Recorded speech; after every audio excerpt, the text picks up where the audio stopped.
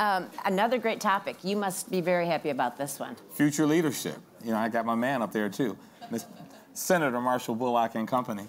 You guys take it from here. Good morning. Thanks so much. Good morning, everyone. And yes, we have State Senator Marshall Bullock to my left, not politically speaking, of course, as a journalist. And then Selma Tucker, Vice President of Marketing and Communications at Public Sector Consultants. Two leaders, absolutely. What number conference is this for you? One as a senator. Selma? 6. Number 6. Yeah. So as you look around now with some conferences under your belt, there isn't a little bell, right, that goes off when a new political young leader is walking by. So how do you spot one? Well, thankfully, they're not in their parents' basements anymore. They've graduated from that. They're walking around. They're probably a little bit shell-shocked, but they are very, very snappily dressed. They look good.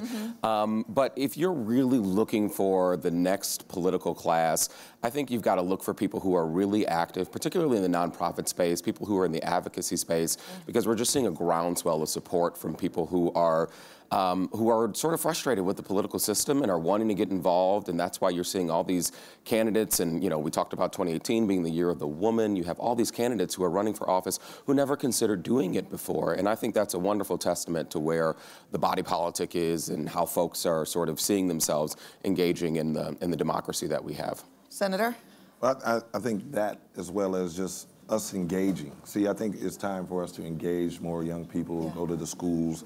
When I was in school, civics was a big part of our lessons every day, and so you just knew about it. I wasn't growing up to be in politics. I wanted to be an engineer, but I kind of stumbled into this. But you find people in all the odd places. You don't have to just be a political science major. Like you said, working in the nonprofit space, or, you know, just if you actively engage and plant the seeds right, folks will start to see that they belong in the process. And so you kind of cultivate that. So that's what I want to do. Well, so let's think about our two most recent governors. You have our governor right now who really took on a young leadership role early on in terms of going right into the legislature. Governor before that, absolutely no political experience before he ran for governor. If you are talking about the next generation of political leaders, is there one path that's better to like work your way up, or do you just like jump and dive right in? See, I like to jump and dive right in. I like the non-traditional path. Like I've never ran for office. I ran for office and won. Woo! Hey, thank you. And so that's where I'm coming from. I mean, there are folks who work in corporate America. There are folks that work in nonprofit. There's a couple teachers that are now in the Senate that never ran for office. So you can find us anywhere, but you have to show them the path. That's all I want. Yeah, well, you see a lot of politicians now, and Rick Snyder is a really good example of that, who are taking meteoric rises and are taking risks, right? You know, they're saying, and obviously Rick Snyder is not necessarily in that millennial generation, but you do have these young people who are saying, why not? Right. What do I have to lose? I might as well jump in. I feel like things are not exactly working out for me. You know, national student debt has topped $1.5 trillion, and it's growing at an alarming clip every single year. And so these folks are wanting answers and are a little bit frustrated at the fact that the previous generations haven't seemed to get their handle on some of these major issues. So they're jumping in feet first, and I think you're going to see them being very, very aggressive. And they have tools at their disposal, technology, things that, you know, folks who were in order, you had to walk, knock every single door, didn't have a van list. You had to call every single person. Now you could just touch a button. You got a cell phone that emails everybody, blast every tweet, all that. What do you think is the impetus for this next generation wanting to be so engaged? Is it an environmental factor? What's going on? I just think they're looking at what's going on in society today, whether you're looking at the national stage or your local stage, and they're not happy. And if you're not happy, you have to do something. Well, and they want to see their values reflected in the leadership of their local government, in their state, at federal office. I mean, you just heard from Melissa Slotkin in this previous session, and she's someone who is an unorthodox candidate with a distinguished military background, and she said, I'm going to jump into this thing, and I'm going to go up against a political juggernaut, and I might get bounced around, and it may not work out. It worked out for her. It was quite the upset. I might get bounced around, and it may not work, but she took the risk. She took the risk, and she said, I'm going to do it. And guess what? She upset that apple cart, and other people see that trailblazing happening, and they're coming out in really, really high rates. So they're wanting to see themselves. They're wanting to see solutions and issues that are being talked about that are not being talked about by perhaps a political class that is focused on other things. Yeah, I think that they're seeing more and more non-traditional folks in office. Folks are taking a chance. I mean, we brought up Rick Snyder, but there's a younger generation who's also doing the same thing, who's never held office, who just jumped in and won or put up a pretty good campaign, and so they're like, hey, we can do this. And so what are the barriers then right now, whether it's institutional barriers that are standing in the way of someone who is ready to jump in?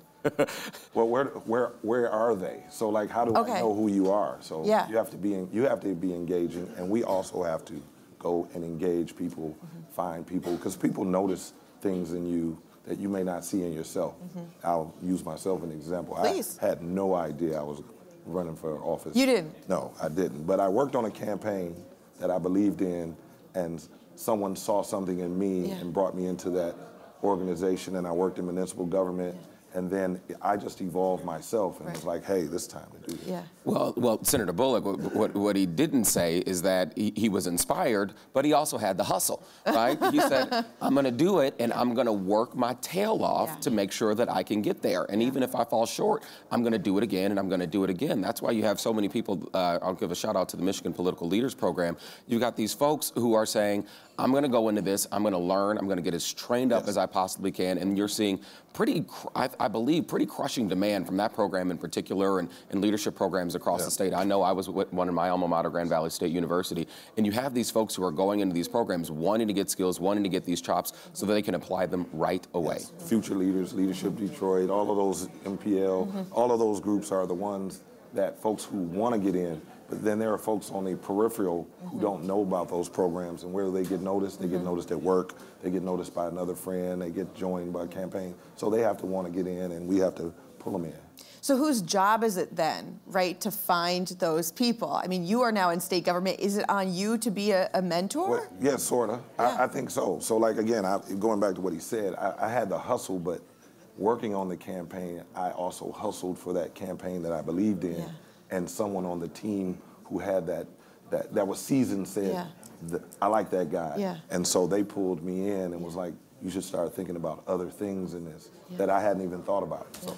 Well, I think mentorship is incredibly important, and I also think that young people who might be considering this need to, and as a young person, still a millennial, and not even at the tail end of millennial, I couldn't believe this. I'm like in the middle. I'm not a millennial. Who are asking themselves, how do I get involved? And they are finding their own path. I think that the paths that they take are trailblazing. We're going to see these people coming from out of the woodwork, from whether they're working on their school board, whether they're working for environmental issues, whether they're working in something that is getting them motivated, and they may have found something on Facebook or Twitter. And the fact of the matter is, these platforms are so sophisticated now. What they're doing is that they are being, and we are all operating in our bubbles, but they are being inspired by the information that they see, good or bad, and they are really, really, in a lot of cases, upset, and they're fed up, and they're saying, we're going to jump in whether you like it or not, and we're going to take this thing over by storm. And generally, it's just one issue that pisses them off, and they're like, I'm going to do something about that, and then they go into research mode. I mean, they can own a restaurant or be a cook. They're like,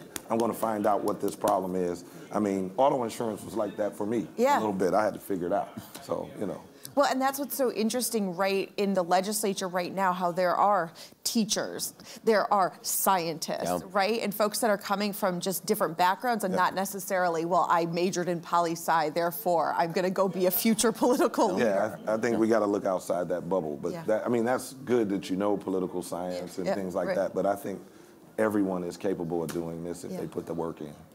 Well, military service is a big one too. You see a lot of folks who are running and who are winning, especially in some of those upset races. We know John James had this distinguished military career, and you have these people who are getting into this space and are saying, I was in Iraq, I was in Afghanistan, and now I'm trying to figure out how I can put my print on the policies that are sending our people overseas, that are putting our people in harm's way, and maybe they agree or maybe they disagree with those policies, but they're still motivated by something. And that's a place we've always seen people operating out of sort of that class. And we have, I think we don't have anyone left in the legislature who was from World War II, but I might have that wrong. But in Congress, DC. Yeah, I think we've pretty much lost those champions, and we're getting a new block of people who are saying, I'm going to step into this space. And so I think we've got to look at lots of different places, and it's not going to be this traditional path. And I think the parties are going to have are going to have their work cut out for them because the political class, the people who are in that traditional lane,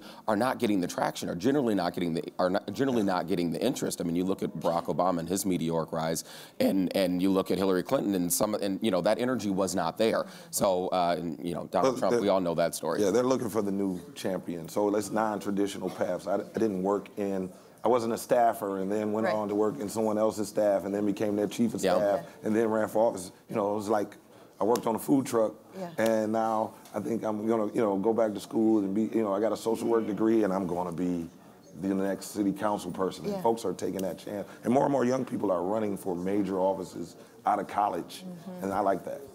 Do you think that there is something that is better for the state, whether it is a political leader who starts out from a food truck or one that starts as a staffer? I mean, there's got to be pros and cons, right? Somewhere along the way, after having conversations with everyone, people recognize whether you get it or don't. Yeah. And so if you get it, or if you got the heart and the desire and the hustle to learn all the information on both sides of the issue, people will tend to gravitate towards you. And some people just got that energy, or people just come to them.